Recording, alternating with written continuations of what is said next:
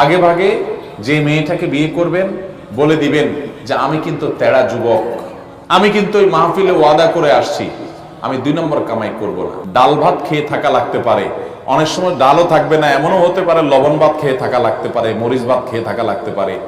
রাজি থাকলে আসো, এগুলা কোনো মুখরোচক গল্প শোনাচ্ছি না তোমাকে। আমি কিন্তু 2 নম্বর কামাই করব না, অতএব কামাই কম হবে, কষ্ট হবে। চাইলে আসো, আর না হলে এখনো রাস্তা মাপতে পারো।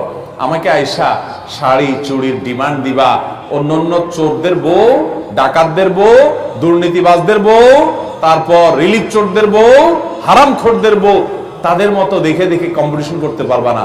তুমি আমার বউ হতে হলে, হালাল খোরের বউ হতে হলে তুমি সকল লোভ ছেড়ে দিয়ে সততার উপরে থাকার নিয়ত করতে হবে, কষ্ট করে চলার নিয়ত করতে হবে।